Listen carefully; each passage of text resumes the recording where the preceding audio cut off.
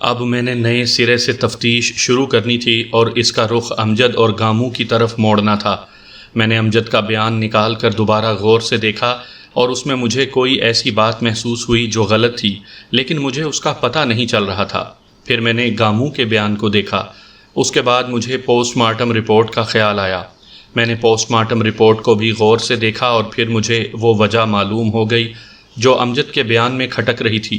Post mortem report میں مقتول کی موت کا وقت 2 اور 2:30 بجے کے درمیان کا لکھا گیا تھا، جبکہ امجد کے بیان کے مطابق وہ اس رات 1:30 بجے ہوٹل بند کر کے چلا تھا اور 2 بجے گھر پہنچا اور پھر سو گیا۔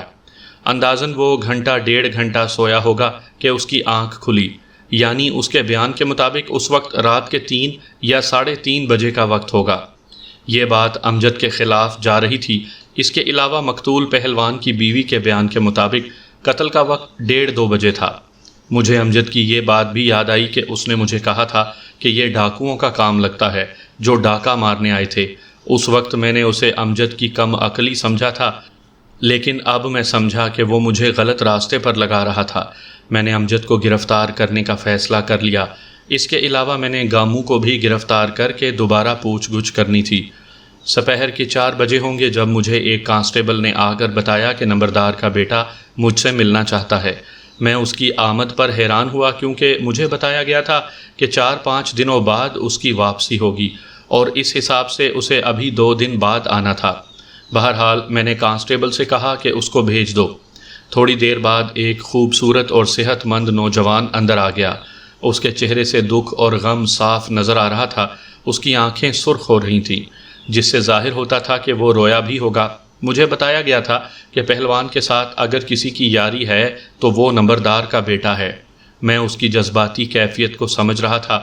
میں نے اسے بٹھایا اور اس کے دوست کی موت پر افسوس کا اظہار کیا۔ وہ اور زیادہ جذباتی ہو گیا۔ اس کے منہ سے بات نہیں نکل رہی تھی۔ وہ بولنا چاہتا تو اس کی آواز رند جاتی تھی۔ تمہیں تو 2 دن بعد آنا تھا، میں نے اس سے پوچھا، پھر اتنی جلدی کیسے آ گئے؟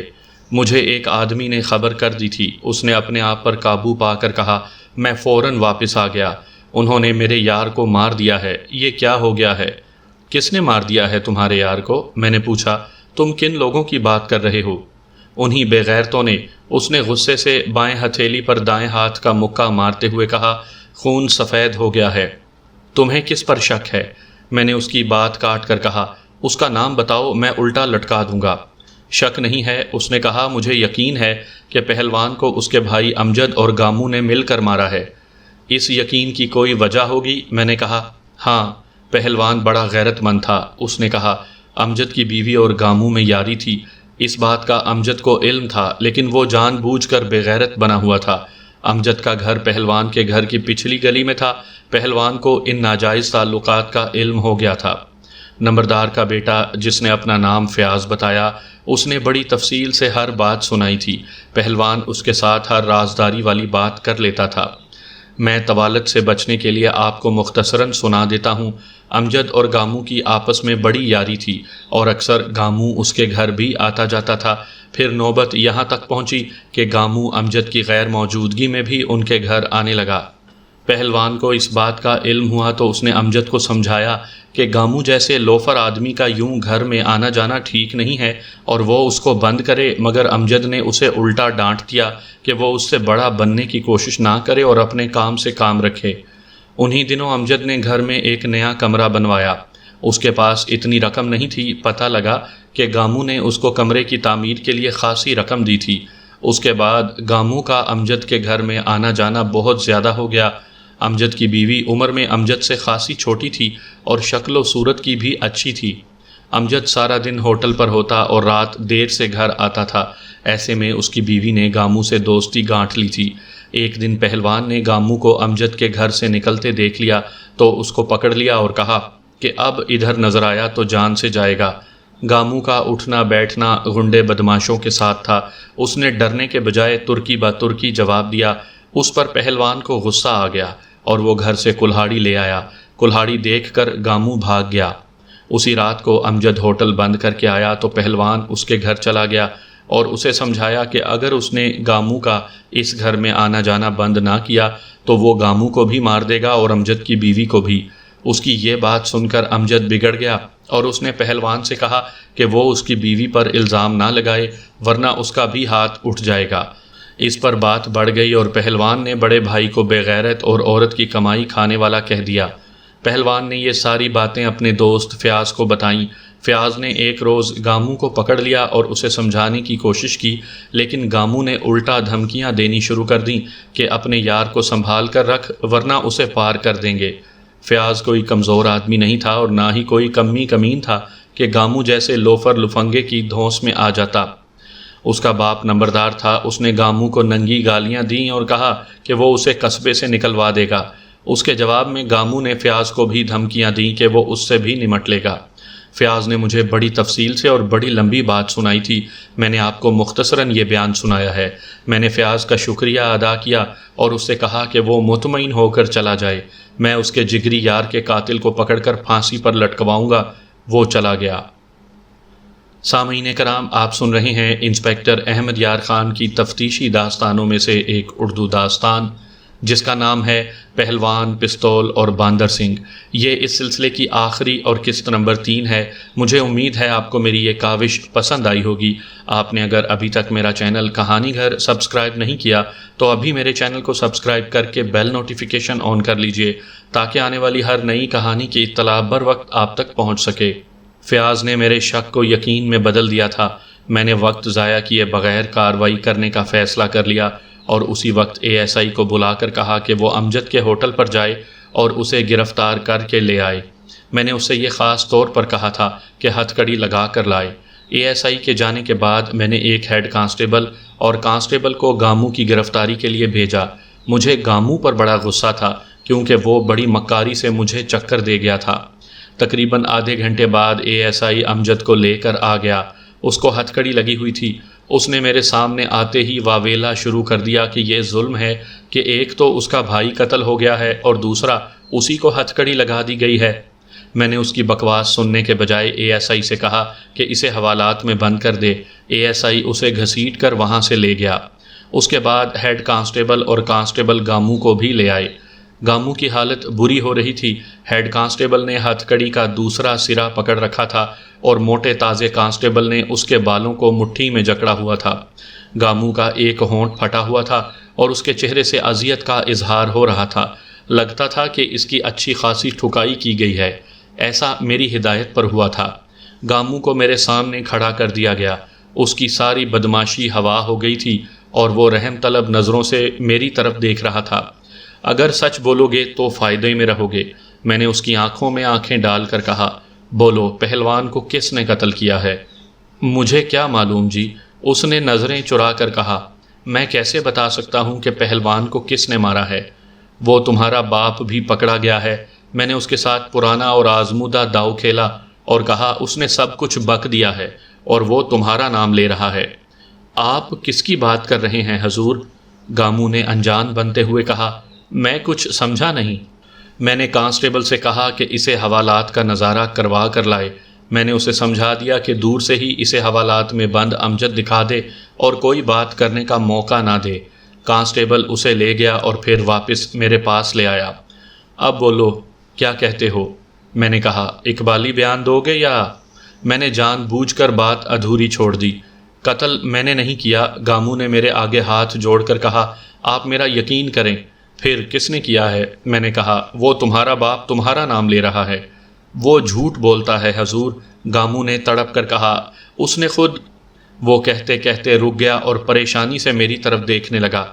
آگے بولو۔ میں نے میز پر چھڑی مار کر کہا، کیوں حرام موت مرنا چاہتے ہو؟ اس نے خود پہلوان کو گولی ماری تھی۔ گاموں ایک دم ایسے بولا جیسے پھٹ پڑا ہو۔ وہ کوئی عادی مجرم تو تھا نہیں جو قتل جیسا جرم ہضم کر لیتا۔ جب اس نے دیکھا کہ اس کی اپنی گردن پھنس رہی ہے تو وہ بول پڑا۔ میں نے اسے اقبالی بیان دینے کے لیے تیار کر لیا۔ اس نے بڑا لمبا بیان دیا جس میں اس نے میرے سوالوں کے جواب میں اس بات کا بھی اعتراف کیا کہ اس کے امجد کی بیوی کے ساتھ غلط قسم کے تعلقات تھے۔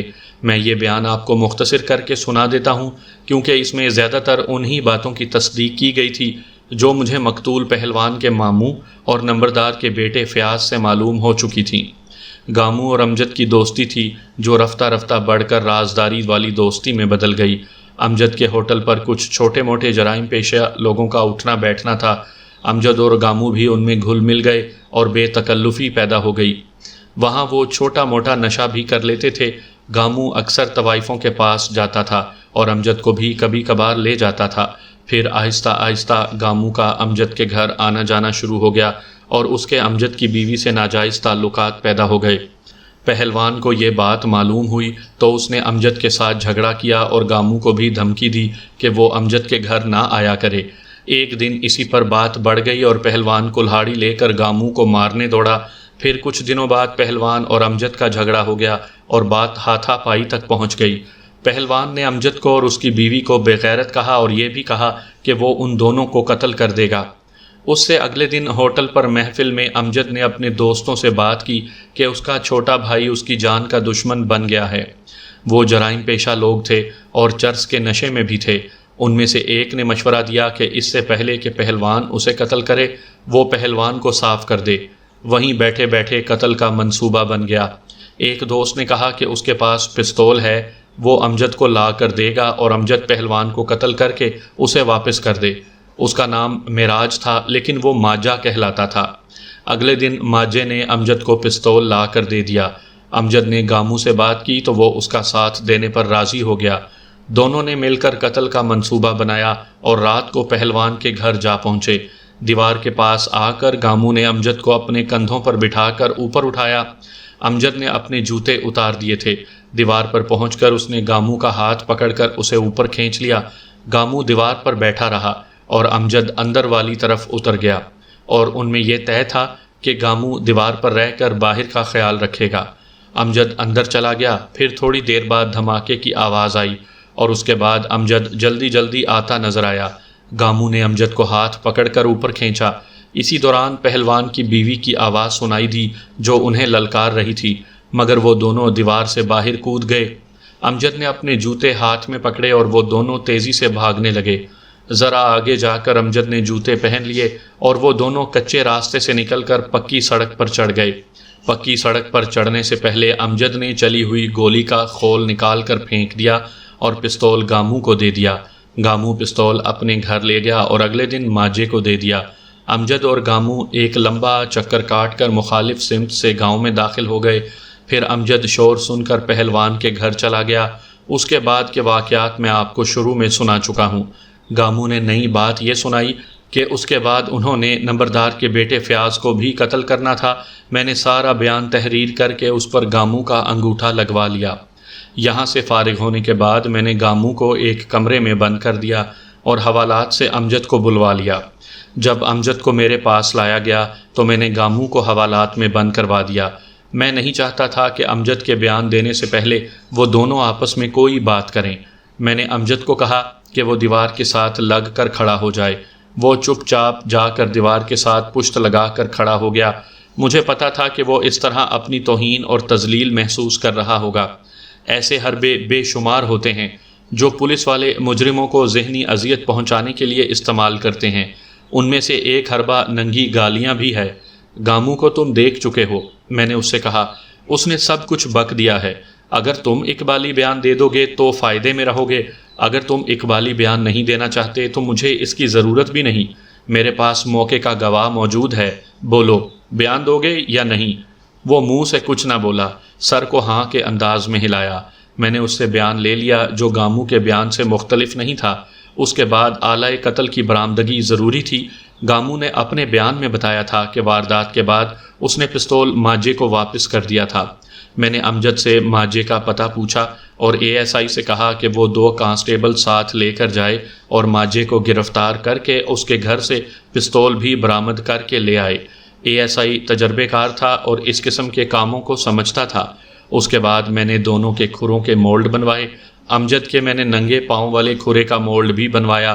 یہ جائے واردات پر پائے جانے والے کھروں سے مل گئے تھے۔ امجد کے جوتے کے تلوے میں چمڑے کا ٹکڑا لگا ہوا تھا جو اس نے واردات کے وقت بھی وہی جوتا پہن رکھا تھا۔ اے ایس آئی ماجے کو گرفتار کر کے لے آیا تھا۔ اس کے گھر سے اشاریہ 32 کا پستول بھی مل گیا تھا۔ میں نے یہ پستول اور پوسٹ مارٹم رپورٹ میں مقتول کی لاش سے ملنے والی گولی اسلحہ ایکسپرٹ کے پاس بھجوا دی کہ وہ معلوم کرے کہ یہ گولی اسی پستول سے چلائی گئی ہے۔ اس کے بعد میں نے ملزموں کو مجسٹریٹ کے سامنے بیان کے لیے پیش کیا۔ دونوں اپنے اپنے بیانات پر قائم رہے۔ اس دوران اسلحہ ایکسپرٹ کی رپورٹ بھی آ گئی۔ اس نے لکھا تھا کہ یہ گولی اسی پستول سے چلائی گئی ہے۔ یہ معلوم کرنے کا ایک خاص طریقہ ہوتا ہے۔ پستول یا رائفل وغیرہ کی نالی کے اندر جھریاں سی بنی ہوتی ہیں۔ فائر ہونے کے بعد جب گولی نالی سے نکلتی ہے تو اندر موجود جھریوں کے نشانات گولی پر آ جاتے ہیں۔